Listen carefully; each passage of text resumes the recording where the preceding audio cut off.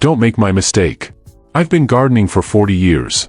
40 years of early mornings, dirt under my fingernails, and lessons that cost me more time, money, and heartbreak than I care to admit. And today, I'm going to save you from every single one of them. Because here's the thing nobody tells you when you're standing in that garden center, eyes wide, cart already full, perennials sound like a dream. Plant once, enjoy forever. That's the promise. That's what the little tag says. What the tag does not say is that some of those plants will turn your garden into a battlefield. Some will strangle your other plants in the middle of the night. Some will spread so far and so fast that your neighbors will start giving you looks. And some, the sneaky ones, will take 3 years to show their true colors, and by then, it's already too late. I planted all 11 of these. Every single one. Some on purpose, some on recommendation, some because they looked beautiful at the nursery and I thought I knew better. I didn't. And if you're watching this, you still have time to make a different choice. Stay with me, because number 7 on this list is the one that almost made me quit gardening entirely. And I've been doing this for 40 years. Let's start with the one that looks the most innocent. Creeping Jenny.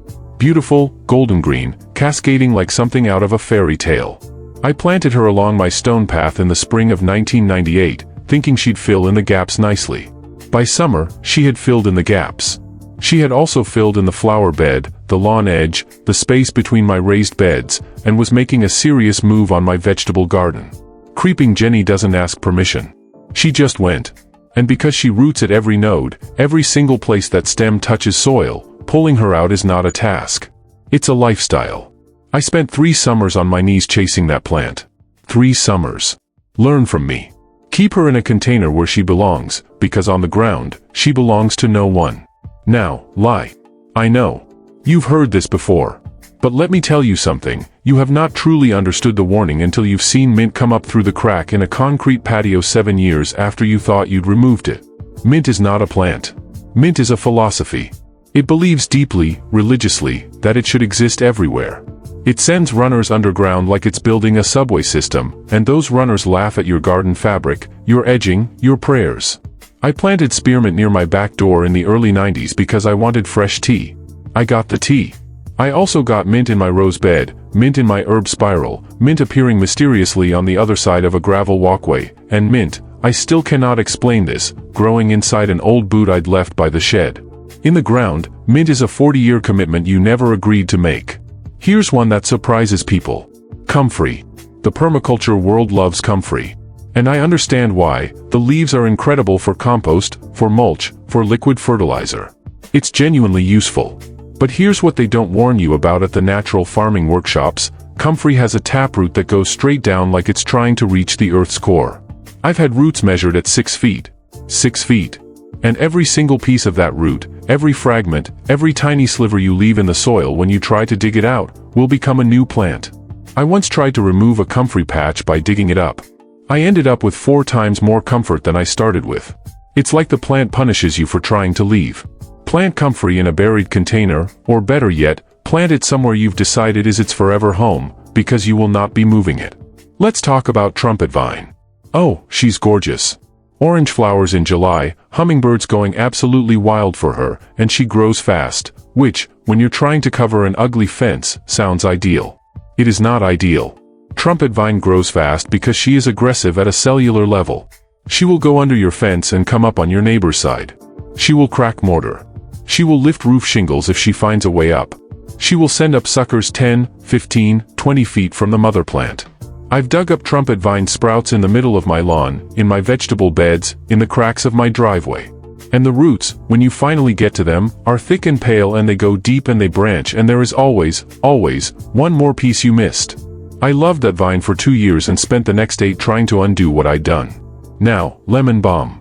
Cousin to mint, same attitude, slightly more deceptive because it smells so lovely and the leaves are so soft and every gardening book talks about it like it's a gentle, pleasant herb. It is not gentle. It self-seeds with extraordinary enthusiasm. 1 plant becomes 20. 20 become 100. And because the seedlings are small and pretty and smell like a summer afternoon, you keep giving them chances. That's the trap. Lemon balm banks on your compassion. Deadhead it before it seeds or you will be managing a lemon balm lawn within 3 seasons. This next one is one I genuinely loved and genuinely regret. Houttuynia cordata, the chameleon plant, with those gorgeous heart-shaped leaves in red, yellow, and green. I planted it in a shaded damp corner thinking it would stay put and look beautiful. It did look beautiful. And then it began its campaign. Underground runners, impossible to fully excavate, spreading through every nearby plant's root system. I lost a hostabed to it. A hostabed I'd been building for 6 years. And the smell, when you disturb the roots, there's a sharp, almost fishy odor that is deeply unpleasant. A beautiful plant with a secret ugliness. I have never met a more fitting metaphor for regret. Number 7. The one I mentioned at the beginning. Yellow flag iris. I planted it at the edge of my small pond, and for 2 years, it was the most stunning thing in my entire garden. Tall, architectural, those perfect yellow flowers reflected in the water. I felt like a genius. What I didn't know, what no one at the nursery told me, is that yellow flag iris is invasive in almost every American state. It chokes out native plants along waterways, destroys aquatic habitat, and once it's established in wet soil, the rhizomes mat together so densely that removing them requires a level of physical effort I can only describe as archaeological. I spent the better part of a summer with a pickaxe at the edge of my own pond. My pond. That I built with my own hands. I nearly filled it in. 40 years of gardening, and that plant brought me closer to quitting than anything else ever has.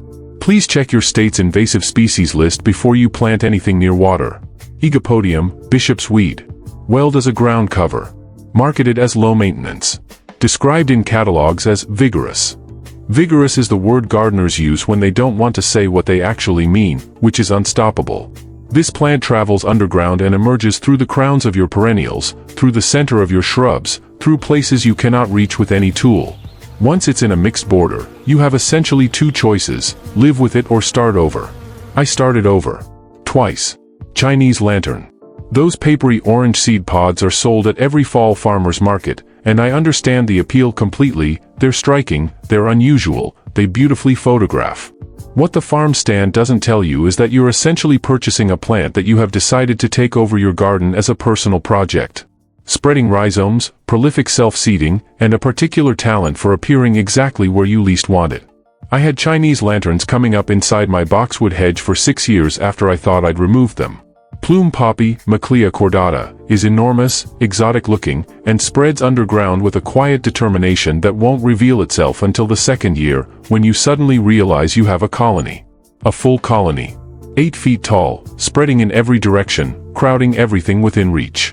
I've seen it described as statuesque. I would describe it as relentless. And finally, sweet woodruff. Gentle name. Not gentle behavior. In shade gardens it spreads in dense mats that exclude everything else.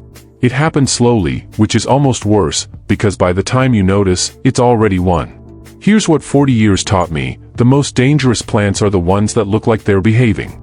They're quiet for a season, sometimes 2. They let you fall in love. And then one spring you walk outside and the garden is different and you just know, that you are no longer in charge. Every single plant on this list has a place. In the right conditions, with the right containment, managed by someone who knows what they've signed up for, they can be stunning.